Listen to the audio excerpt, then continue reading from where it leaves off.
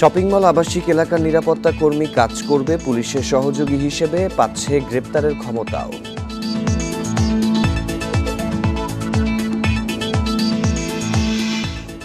দেশ অস্থিতিশীল করার চেষ্টায় পতিত স্বৈরাচার, বললেন প্রধান উপদেষ্টা। যুদ্ধাবস্থা ধরে নিয়ে সতর্ক থাকার আহ্বান।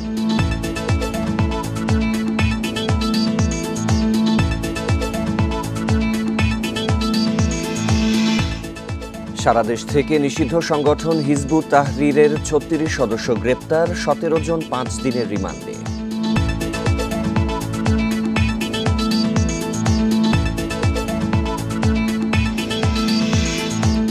মাগুরায় ধর্ষণের শিকার শিশুকে সম্মিলিত সামরিক হাসপাতালে স্থানান্তর, এ পর্যন্ত ৪ জন গ্রেপ্তার। এই ঈদে জামা জুতো অ্যাক্সেসরিজের ডিসকাউন্ট। সংবাদ সন্ধ্যা শিরোনাম শুনছিলেন, পুরো খবর নিয়ে আছি শাফাত বিন ফরিদ।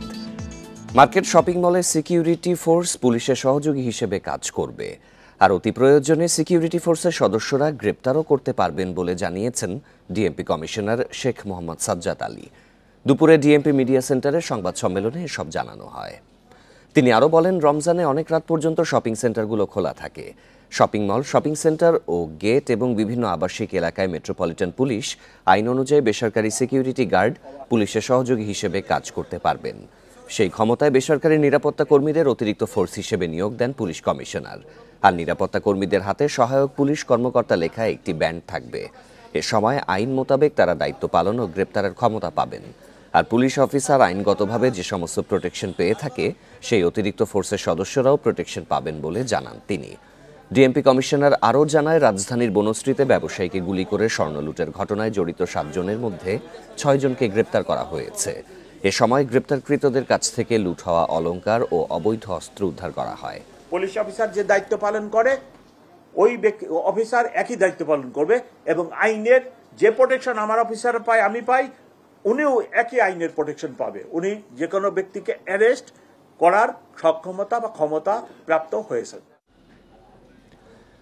পতিত স্বৈরাচার বিপুল অর্থ ব্যয়ে দেশ অস্থিতিশীলের চেষ্টায় লিপ্ত, একে যুদ্ধাবস্থা ধরে নিয়ে সবাইকে সতর্ক থাকার আহ্বান জানিয়েছেন প্রধান উপদেষ্টা।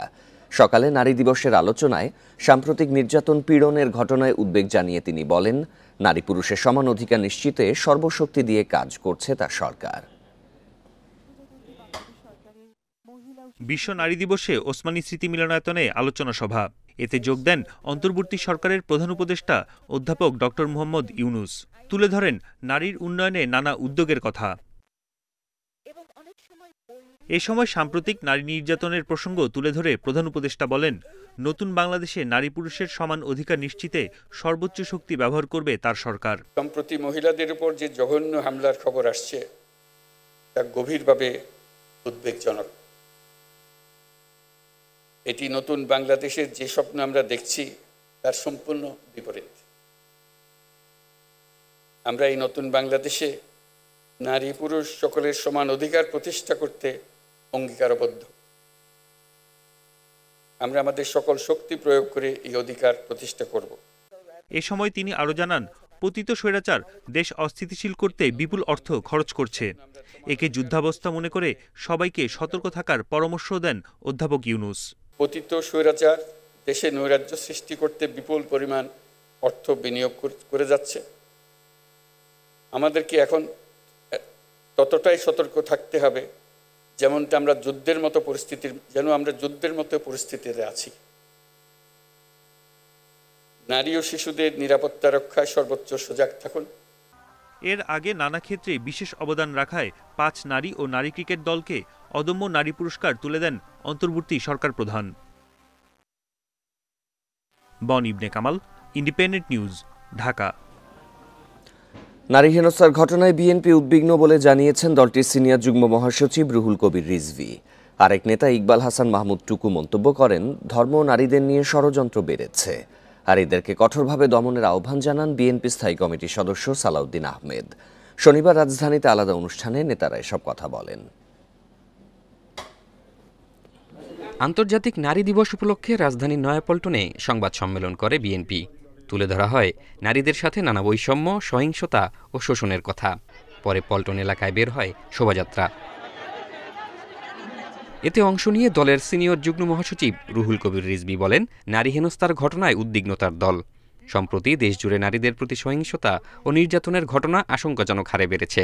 যদি নারী এবং কন্যারা নিরাপত্তাহীনতায় ভোগে, আমার আপনার সন্তান, কন্যা সন্তান স্কুলে গিয়ে সে নিপীড়িত হয়ে ফিরে আসে, এই লজ্জা এই জাতির, এই লজ্জা এই দেশের। জাতীয় প্রেস ক্লাবে এক অনুষ্ঠানে যোগ দেন বিএনপির স্থায়ী কমিটির সদস্য ইকবাল হাসান মাহমুদ টুকু। তিনি মন্তব্য করেন, দেশের ধর্ম নিয়ে ষড়যন্ত্র বেড়েছে, নারীর পোশাক নিয়েও বাড়াবাড়ি শুরু হয়েছে। যাদের নৃতাত্ত্বিক মানে যারা যে দেশের মাটিতে বড় হয়ে আসছে তাদের যে সংস্কৃতি আছে ধারণ করে। সুতরাং এই জিনিসগুলোকে বন্ধ করার যে আজকে অপচেষ্টা চলছে, এটা অন্য কোনো কিছু না, এটা হচ্ছিল বাংলাদেশের মধ্যে অস্থিতিশীল তৈরি করা। এদিকে বিশ্ব নারী দিবস উপলক্ষে ঢাকা বিশ্ববিদ্যালয়ে ছাত্রদলের অনুষ্ঠানে যোগ দেন বিএনপির স্থায়ী কমিটির সদস্য সালাউদ্দিন আহমেদ। বলেন, সাম্প্রতিক অস্থিতিশীলতার পেছনে আওয়ামী ফ্যাসিবাদের হাত রয়েছে কিনা খতিয়ে দেখতে হবে এবং এর মধ্যে পতিত ফ্যাসিবাদের দোসরদের কোনো কারকাজও আছে কিনা, কোনো কারসাজি আছে কিনা, কোনো চক্রান্ত আছে কিনা আপনারা বের করুন। বাংলাদেশের পরিস্থিতি যাতে আর কোনোভাবে অস্থিতিশীল না হতে পারে এবং বাংলাদেশের ভাবমূর্তি যাতে দেশ এবং বিদেশে আর ক্ষুণ্ণ না হয়। নারী ও শিশু নির্যাতন দমনে অন্তর্বর্তী সরকারকে কঠোর হওয়ার আহ্বান জানান নেতারা। জাহিদুল ইসলাম, ইন্ডিপেন্ডেন্ট নিউজ, ঢাকা। 24 ঘন্টায় সারা দেশ থেকে নিষিদ্ধ সংগঠন হিজবুত তাহরীরের 36 সদস্যকে গ্রেপ্তার করেছে পুলিশ। তাদের আদালতে নেওয়া হলে 17 জনকে 5 দিন করে রিমান্ড মঞ্জুর করেছে আদালত। বিকেলে ঢাকা মেট্রোপলিটন ম্যাজিস্ট্রেট মাসুমা রহমানের আদালত এই আদেশ দেন। এর আগে শুক্রবার জুমার নামাজ শেষে জাতীয় মসজিদ বাইতুল মোকাররম থেকে হিজবুত তাহরীরের ব্যানারে একটি মিছিল বের হয়। মিছিলটি পল্টন থেকে বিজয়নগরের দিকে গেলে হিজবুত তাহরীরের নেতাকর্মীদের সঙ্গে পুলিশের পাল্টাপাল্টি ধাওয়া ও সংঘর্ষ হয়। পরিস্থিতি নিয়ন্ত্রণে সাউন্ড গ্রেনেড ও টিয়ার শেল নিক্ষেপ করে পুলিশ। পরে সারা দেশে অভিযান চালিয়ে হিজবুত তাহরীরের 36 সদস্যকে গ্রেপ্তার করা হয়।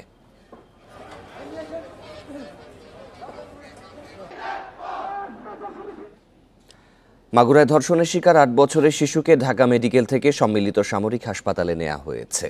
এর আগে চিকিৎসকরা জানান, শিশুটির অবস্থা আশঙ্কাজনক, তাকে ভেন্টিলেশনে রাখা হয়েছে। এদিকে এই ঘটনায় 4 জনকে আসামি করে মামলা করেছেন শিশুটির মা। 4 জনকে গ্রেপ্তার করেছে পুলিশ। ধর্ষণের শিকার মাগুরার শিশুকে ঢাকা মেডিকেল কলেজ হাসপাতালে আনা হয় বৃহস্পতিবার। সেদিন থেকেই তাকে আইসিইউতে রাখা হয়। চিকিৎসকরা জানান, 2 দিনেও তার জ্ঞান ফেরেনি। বাচ্চাটার পরিস্থিতি এখন আসলে একটু খারাপের দিকেই। তাকে ভেন্টিলেটরে রাখা হয়েছে। পাশবিক নির্যাতনের ফলে আসলে তার যেটুকু ইনজুরি হয়েছে, কিছু ইনজুরি আছে তার পেরিনিয়াল রিজিয়নে, কিন্তু মেইন সমস্যাটা তার গলার কারণেই তার আসলে এই যে হাইপক্সিয়া হয়েছিল, সেই কারণে একবার তার কনভালশন হয়েছে, খিঁচুনি উঠেছিল আর কি। সে যে স্টেজে চলে গিয়েছে, মানে আমরা আসলে স্পেসিফিক্যালি এখন বলতে পারছি না। আমি ডাক্তারদের সাথে কথা বলেছি এ ব্যাপারে, ওনারা খুব বেশি আশাবাদী না। শিশুটির যথাযথ চিকিৎসা ও অপরাধীর কঠোর বিচারের দাবি জানান মা। একটাই দাবি চাচ্ছি যে আমার মনে যে শাস্তি দিয়ে এই জঘন্য কাজ করেছে, এই শাস্তির বিচার চাই। আমার কথা যে তাকে একবারে ফাঁসি দিয়ে দিক, যাতে আর কোনো মা বোনের দিকে এরমে চোখ তুলে না থাকে। শিশুটির খোঁজ নিতে ঢাকা মেডিকেলে যান বিএনপির স্থায়ী কমিটির সদস্য সেলিমা রহমান। এ ঘটনায় ক্ষোভ জানান তিনি, আর অপরাধীদের উপযুক্ত বিচারের আশ্বাস দেন সমাজ কল্যাণ উপদেষ্টা। তার কি বেঁচে থাকার কোনো অধিকার ছিল না? তাহলে সরকার কি করছে? আমাদের এখন প্রশ্ন যে আপনারা কি করছেন?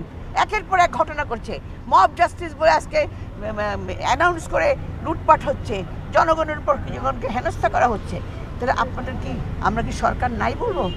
এই কেসটা is a clear cut case. এখানে এভিডেন্স আছে, ঘটনার প্রমাণ আছে, এবং এটাকে কিছুতেই আমরা হাতছাড়া হতে দেব না। এবং প্রথম কথা হচ্ছে যে আইনের আওতায় আনতে হবে এবং তাদেরকে অ্যারেস্ট করা হয়েছে, কোনোভাবেই যেন তারা ছাড়া না পায়, সেটা আমিও নজরদারি রাখবো, আপনাদেরকেও বলবো নজরদারি রাখতে। পরে শিশুটিকে ঢাকা মেডিকেল থেকে সম্মিলিত সামরিক হাসপাতালে নেওয়া হয়। এদিকে ধর্ষণের ঘটনায় মাগুরা সদর থানায় মামলা করেছেন শিশুটির মা। আসামি করা হয়েছে 4 জনকে।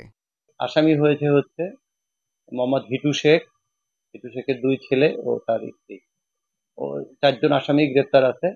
তাদের বিজ্ঞ আদালতে সুপর্দ করে। শিশু ধর্ষণের প্রতিবাদে বিক্ষোভ হয়েছে দেশের বিভিন্ন জায়গায়।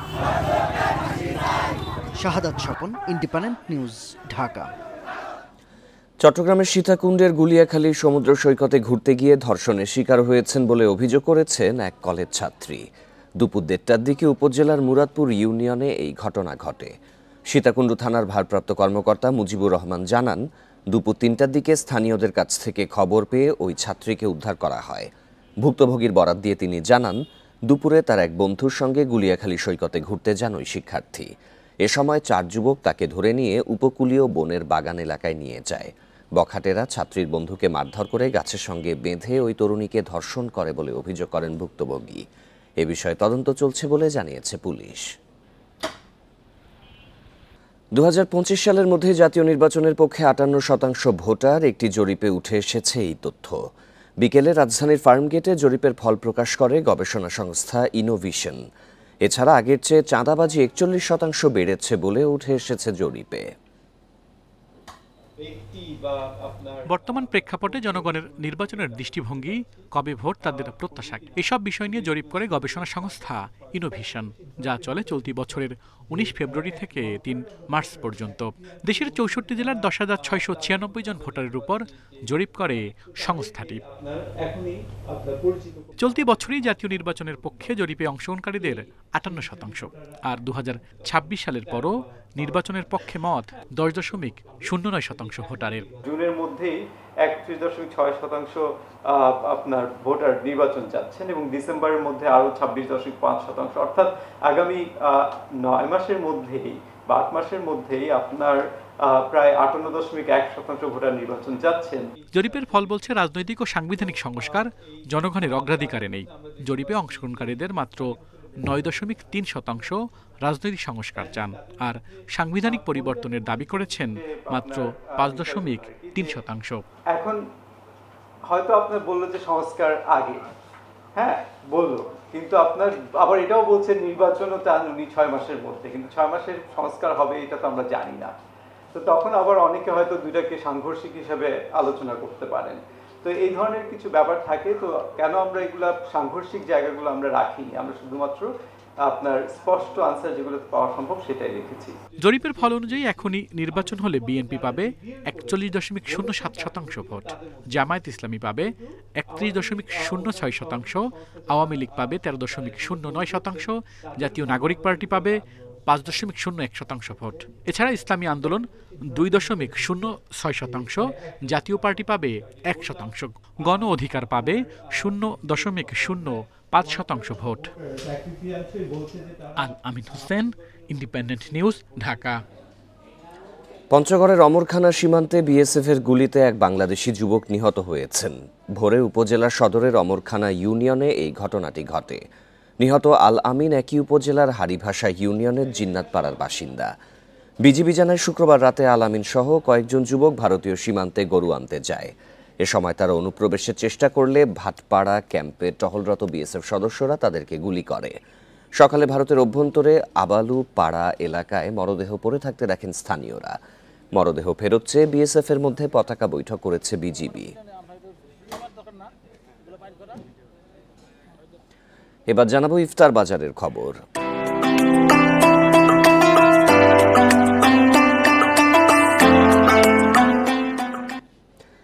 অলিগলি নিয়মিত ইফতার বাজারের পাশাপাশি চট্টগ্রামে অভিজাত রেস্তোরাঁয় বাহারি ইফতারও এখন আলোচনায়। খাবারের গুণগত মানের কারণে বিত্তবানদের পছন্দের শীর্ষে এসব ইফতার। দেশি বিদেশি বিভিন্ন পদের ইফতারে জমে উঠেছে ইফতার বাজার। ঐতিহ্যবাহী ইফতারের পাশাপাশি কয়েক বছর ধরে চট্টগ্রামে নজর কেড়েছে অভিজাত রেস্তোরাঁয় বাহারি ইফতার আয়োজন। অ্যারাবিয়ান, তার্কিশ ও উপমহাদেশীয় ইফতারের বাহারি পসরা নিয়ে এবারও হাজির তারা। 40 থেকে 100-র বেশি নানা পদের ইফতারে অভিজাত শ্রেণীর গ্রাহকদের কাছে আস্থার শীর্ষে। বিশেষ করে রেশমি জিলাপি ও তার্কিশ ইফতারির জন্য নজর কেড়েছে নগরীর তারকা হোটেলগুলো। বাকলাভা, বালা আল শাম, কুনাফা, বাসবোসা, উমালি এমন ব্যতিক্রমী নামের ইফতারি মিলছে একই ছাদের নিচে। দামগুলো কম্পেয়ার করে দেখেন, হ্যাঁ, অন্যান্য অনেক ভালো মানে অনেক সাধারণ হোটেলগুলোতে এরকমই দাম থাকে প্রায় সময়। সার্ভিসটাও খুব ভালো, সব কিছু ফ্রেশ থাকে এটা একটা রিলায়েবল আর কি, যার কারণে এখানে আমরা ইফতারের বাজারটা করতে আসি। প্রতিদিন ইফতার বাজারের পাশাপাশি এসব তারকা হোটেলে থাকছে বুফের আয়োজন। তুলনামূলক সাশ্রয়ী হওয়ায় শতপদের এসব বুফেতে অনেকেই আসছেন পরিবার নিয়ে। অনেক রকমের আইটেমস একসাথে পাওয়া যায়, প্লাস ওরা অনেক কার্ড অফার্সও দেয়, সো ফ্যামিলির সাথে একসাথে খুবই রিজনেবল প্রাইসে এনজয় করা যায়। পেরেন্টসগুলো সবসময় ভ্যারাইটিস নিয়ে আসে, ওরা এক ফিস্ট কখনো রিপিট করে না, ডিফারেন্ট আইটেম নিয়ে আসে। এদিকে অভিজাত ইফতারের দামের সাথে মান বজায় রাখতে তৎপর হোটেলগুলো। মুনাফার চেয়ে তাই গ্রাহক সন্তুষ্টির দিকেই নজর তাদের। আমরা চিটাগংয়ের বিফ লাভার, সো বিফের অনেকগুলো আইটেমও আছে। আমাদের যে নতুন সংযোজন যেটা বললাম, ওখানে আমরা বেশ কয়েকটা বিফের আইটেমও রেখেছি। ইফতার এবং বুফে ডিনারের সাথে সেখানে আমাদের যেমন আমরা এবার যোগ করছি স্কচ এগ, যেটা আনএক্সপেক্টেড, যেটা ইউরোপে সবচেয়ে বেশি চলে। যেমন ক্রাশ চিকেন, যে ক্রাশ চিকেনটা স্পেশালি কর্নফ্লাক্স দিয়ে কর্নফ্লাক্স গ্রাইন্ড করে আপনার ক্রাশ চিকেনটা করা হয়। রমজান জুড়ে চট্টগ্রামের এসব অভিজাত হোটেলের ইফতার আয়োজনে থাকছে বিশেষ ছাড় ও offer. Abdullah Rakib, Independent News, Chittagong. মাদারীপুরে অবৈধ বালুর ব্যবসা নিয়ে বিরোধের জেরে 2 ভাইসহ 3 জনকে কুপিয়ে হত্যা করা হয়েছে। আহত হয়েছেন অন্তত 6 জন। দুপুরে সদর উপজেলার খোয়াজপুরে 2 পক্ষের মধ্যেই সংঘর্ষ হয়। নতুন করে সংঘর্ষ এড়াতে সেনা ও পুলিশ মোতায়েন রয়েছে। এ ঘটনায় জিজ্ঞাসাবাদের জন্য আটক করা হয়েছে 2 জনকে। আরিয়াল খাঁ নদের বালু ব্যবসার আধিপত্য নিয়ে দীর্ঘদিন ধরেই বিরোধ চলছিল সদর উপজেলার খোয়াজপুর ইউনিয়নের সাইফুল সর্দার ও শাহজাহান মোল্লার। এরই জেরে শনিবার দুপুরে গ্রামে দুপক্ষের লোকজনের মধ্যে শুরু হয় সংঘর্ষ। এ সময় সাইফুল সর্দার ও তার ছোট ভাই অলিল সর্দারের উপর ধারালো অস্ত্র দিয়ে আঘাত করা হয়। এতে ঘটনাস্থলেই প্রাণ হারান 2 ভাই। আমার 3 বাইরে এনে যাইয়া এরপর হোসেন নাম হেরা মিল্লা, বন্ধু বান্ধব মিল্লা, সবাই মিল্লা আমার বাইরে 3টারে কোবাইছে। সাকিব, সাইম, শাহজাহান, মতি, হারাই এই ষড়যন্ত্র করছে, মাইরা লেতে হইব, কিভাবে মারতে হইব। জান বাঁচানোর লেগে মসজিদ ঘরে যায় পলাইছি, এই মসজিদ ঘর কোবাইয়া হেগো 3 বাইরে মাইরা হালাইছে। ঘটনার পর এলাকার পরিস্থিতি নিয়ন্ত্রণে রাখতে অতিরিক্ত পুলিশ ও সেনাবাহিনীর সদস্যদের মোতায়েন করা হয়। এলাকার পরিস্থিতি বর্তমানে শান্ত আছে, কিন্তু আমরা সতর্ক অবস্থায় আছি। আমাদের একটা ডেপ্লয়মেন্ট এখানে আছে এবং আমরা অপরাধীদের ধরতে যারা যারা হত্যাকাণ্ডের সাথে সংশ্লিষ্ট ছিল তাদেরকে ধরার জন্য আমরা অভিযান চালিয়ে যাচ্ছি। সংঘর্ষের সময় আগুন দেওয়া হয় বেশ কয়েকটি বাড়িঘরে। আহত হন বেশ কয়েকজন। জিজ্ঞাসাবাদের জন্য কয়েকজনকে আটক করা হয়েছে।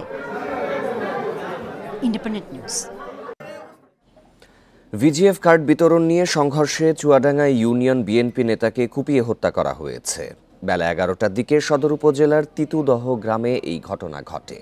পরে পুলিশ পরিস্থিতি নিয়ন্ত্রণে আনলেও এখনও গ্রেপ্তার হয়নি কেউ। সদর উপজেলার তিতুদহ গ্রামে ভিজিএফ ও টিসিবির কার্ড বিতরণ কেন্দ্র করে কয়েকদিন ধরেই দেখা দেয় উত্তেজনা। এরই জেরে শনিবার সকালে তিতুদহ বাজারে সংঘর্ষে জড়িয়ে পড়ে 2 পক্ষ।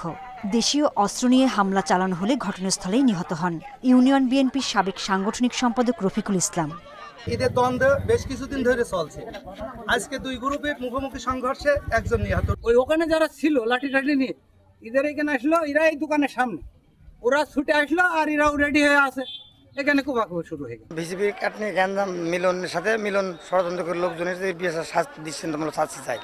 পরে পরিস্থিতি নিয়ন্ত্রণে আনতে আইনশৃঙ্খলা বাহিনীর অতিরিক্ত সদস্য মোতায়েন করা হয়।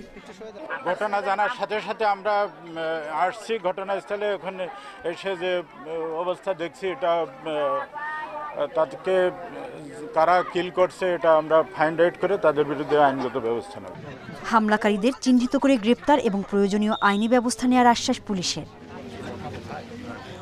Independent news. শেরপুরের শ্রীবর্দীতে ধর্ষণের অভিযোগে এক অটোচালককে মাথা মুড়িয়ে জুতার মালা পরিয়ে ঘোরানো হয়েছে বাজারে। এই ঘটনার একটি ভিডিও সামাজিক যোগাযোগ মাধ্যমে ভাইরাল হয়। ভুক্তভোগী অটোচালক বর্তমানে জেলা হাসপাতালে চিকিৎসাধীন।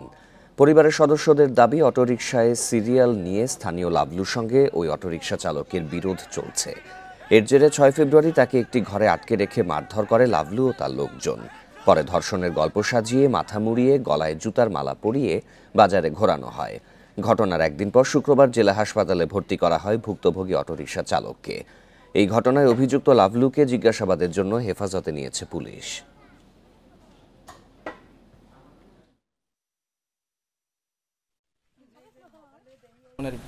আমার তো জীবনে শেষ, আজকে আমার জীবন শেষ। ওরকম করে ছবি ছাড়িয়ে দিচ্ছে। আমার একটা ছেলের বয়স 9 বছর, সেও আজকে স্কুলে যেতে পারে না। ওরা সবাই কয় বলে তোরা ওরকম করে জুতা বলা দিয়ে। এই ছিল সংবাদ সন্ধ্যায়। সব খবরের বিস্তারিত জানতে চোখ রাখুন ফেসবুক, ইউটিউব এবং এক্সে। ধন্যবাদ সবাইকে।